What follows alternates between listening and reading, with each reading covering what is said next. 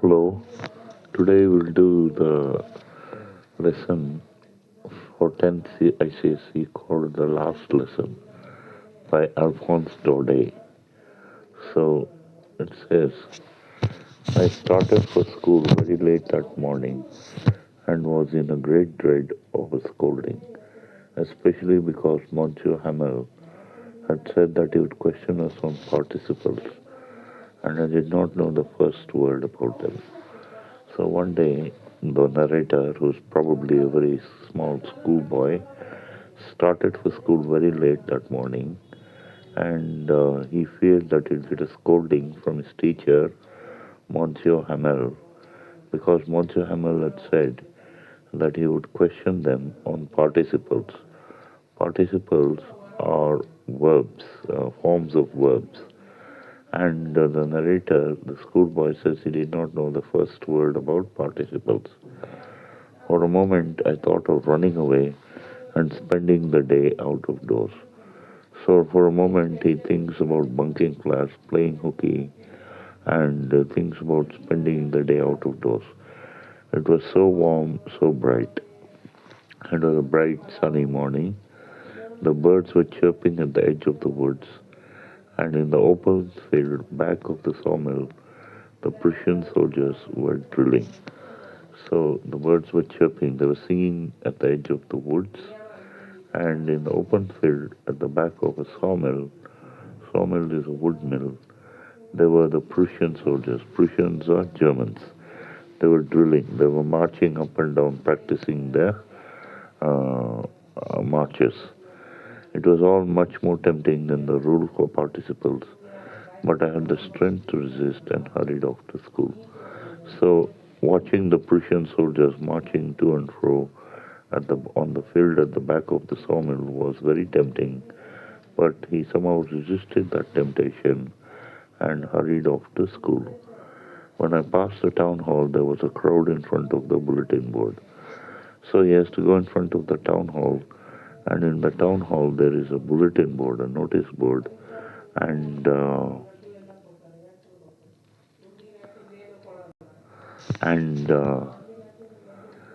the people were reading something on the bulletin board, on the notice board. For the last 2 years, all our bad news had come from there. The lost battles, the draft, the orders of the commanding officers. And I thought to myself without stopping, what can be the matter now?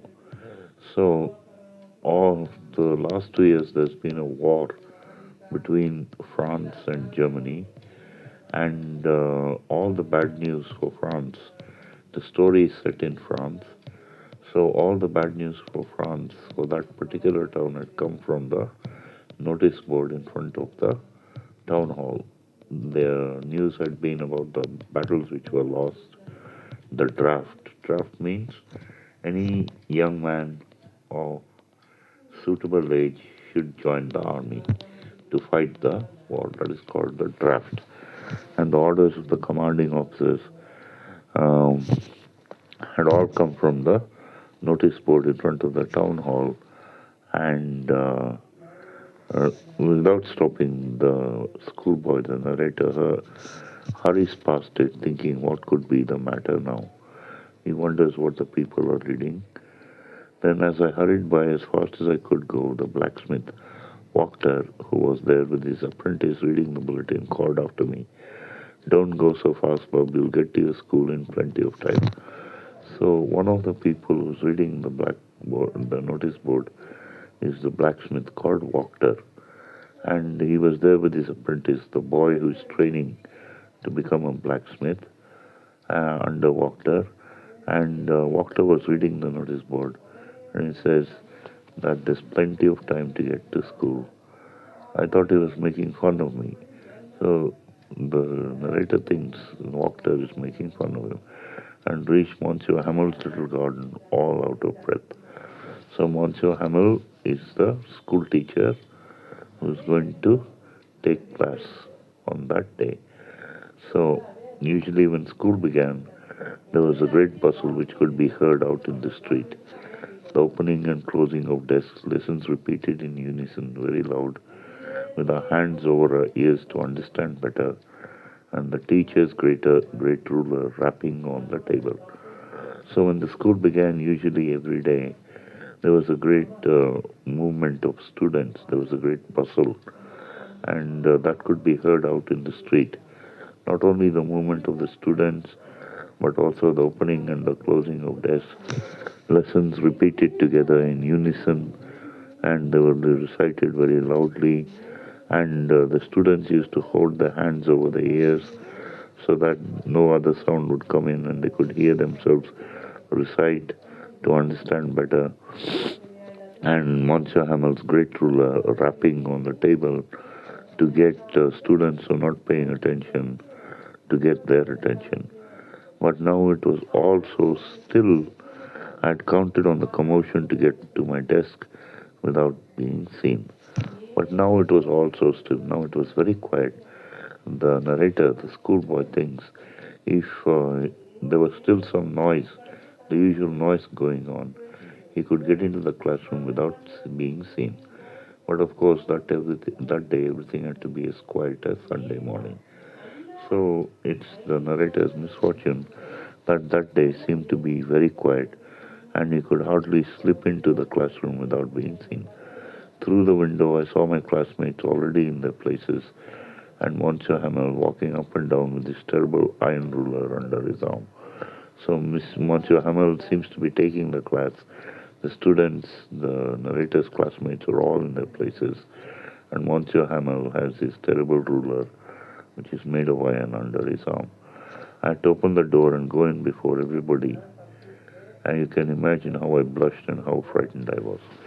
So narrator feels embarrassed because he's come late, but nothing happened. Monsieur Hamel saw me and said very kindly, "Go to your place quickly, little Franz. We were beginning without you." So the name of the narrator is Franz.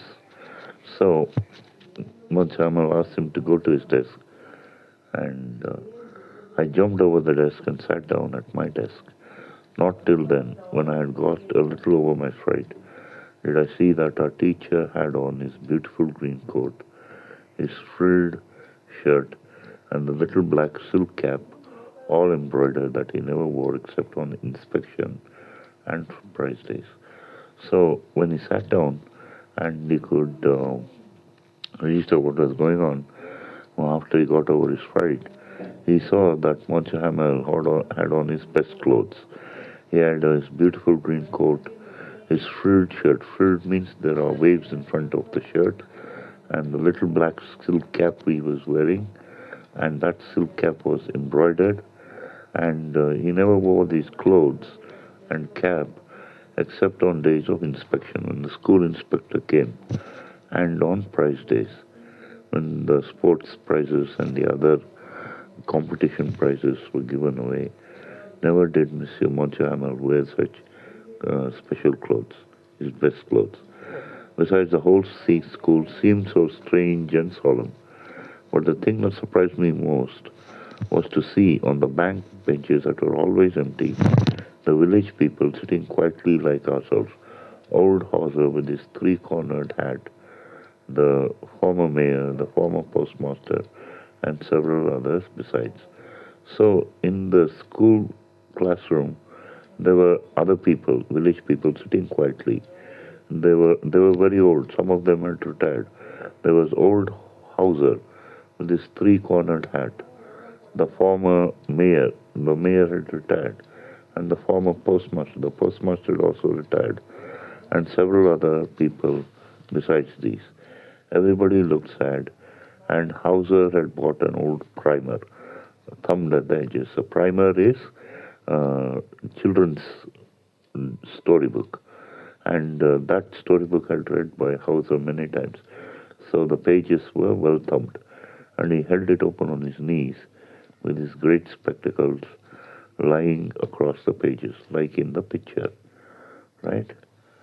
So while I was wondering about it all, Monsieur Hamel mounted his chair, and in the same grave and gentle tone which he had used to me, said, "My children, this is the last lesson I shall give you.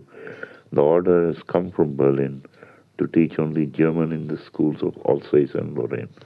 So the war had had its effect on this little town, and in the schools of Alsace and Lorraine, two provinces in France.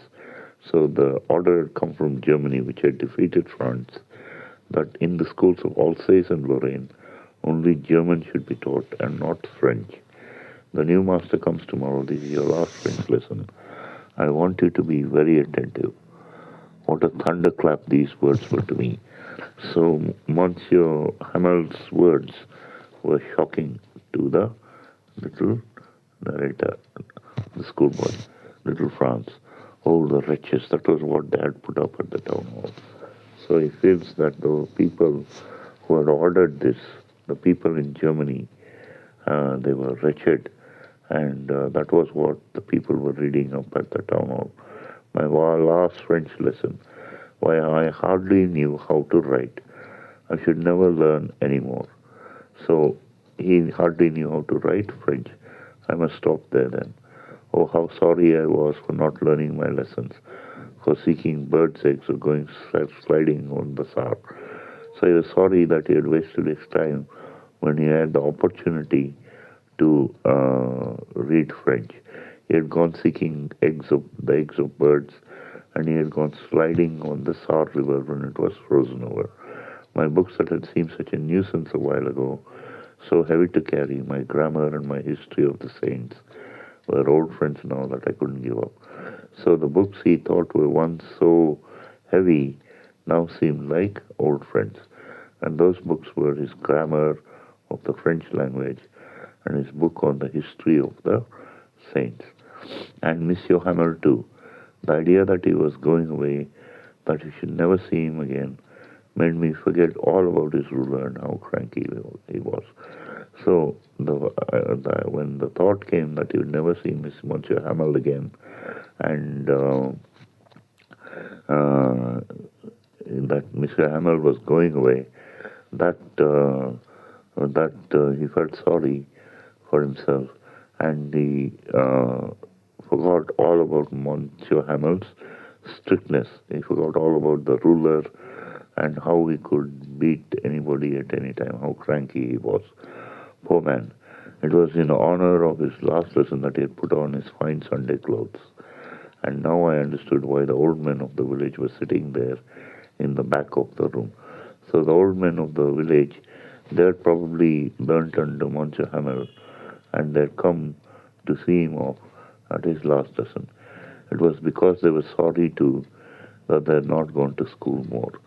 So if the old men like Hauser and the postmaster and the former mayor, they had gone to school, they would have reached greater heights. So they were sorry that they had not gone to school more. It was their way of thanking our masters for his first 40 years of faithful service and of showing their respect for the country that was theirs no more. So the old people of the village were there in the classroom because they wanted to learn French and they wished they knew more. They had studied more French, and it was also their way of thanking Monsieur Hamel for his first 40 years of faithful service in that place. While I was thinking of all this, I heard my name called. So he hears his name called Franz by Monsieur Hamel. It was my turn to recite. What would I have not given to be able to say that dreadful rule for the participle all through, very loud and clear, and without one mistake. So little Franz wishes that he could recite the rule for participles without making a mistake, but he couldn't. But I got mixed up on the very first words and stood there holding on to my desk, my heart beating and not daring to look up. So little Franz feels very sorry for himself, and that not only because he could not recite the lesson on participles, but because Monsieur Hamel was giving his last lesson. I heard Monsieur Hamel say to me, I won't scold you, little Franz, you must feel bad enough. See how it is. Every day we have said to ourselves, bah, I have plenty of time, I'll learn it tomorrow. So, and now you see where we come out. And that's the great trouble with Alsace. She puts off learning till tomorrow. Now those fellows out there will have the right to say to you, How is it? You pretend to be Frenchmen, and yet you can neither speak nor write your own language. But you are not the worst poor little France. We've all a great deal to reproach ourselves with. So Miss Monsieur Hamel says to little France, he see, he tells France, you see how it is. Every day they had said to themselves for the past 2 or 3 years when little Franz was attending school and other students were attending school that they'd put off learning till the next day. And now the see when the time comes, where is it brought them? That's the great trouble with Alsace, says Monsieur Hamel. He puts off learning till tomorrow. So those fellows out there, the Prussians, the Germans, will have the right to say to them, you say you're French when you pretend to be Frenchmen, yet you can neither speak nor write French. So little France is not the worst of them, and they all have a great deal to feel sorry about. Your parents were not anxious enough to have you learn. So little France's parents, they were not anxious to have him learn. They preferred to put you to work on a farm or at the mills so as to have a little more money. So France's parents preferred him to work so that they'd have a little more money. He worked at the farm or at the mills. And I have been to blame also. Have I not often sent you to water my flowers instead of learning your lessons? And when I wanted to go fishing, did I not just give you a holiday? So even Monsieur Hamel has been remiss in the performance of his duties. So he had sent little Franz to water the flowers in Monsieur Hamel's garden when Franz had come for lessons. And when Monsieur Hamel wanted to go fishing, he just let Franz have a holiday. Then from one thing to another, Monsieur Hamel went on to talk of the French language, saying it was the most beautiful language in the world, the clearest, the most logical, and that we must guard it among us and never forget it, because when a people are enslaved, as long as they hold on to their language, it is as if they had the key to their prison. So Monsieur Hamel praises the French language, says it is the most logical, it is the most beautiful language in the world. It is the clearest and they must guard the French language because while they are imprisoned in their own country, the French language is the key to opening the gates of that prison and get their freedom. Then he opened the grammar and read us all our last lesson. I was amazed to see how well I understood it. All he said seemed so easy, so easy. I think, too, that I'd never listened so carefully and that he had never explained anything with so much patience. It seemed almost as if the poor man wanted to give us all he knew before going away and to put it all into our heads at one stroke. So Mons Hamel gives the best lesson that is ever given in the last lesson. After the grammar, we had a lesson in writing. That day, Miss Monsieur Hamel had new copies for us.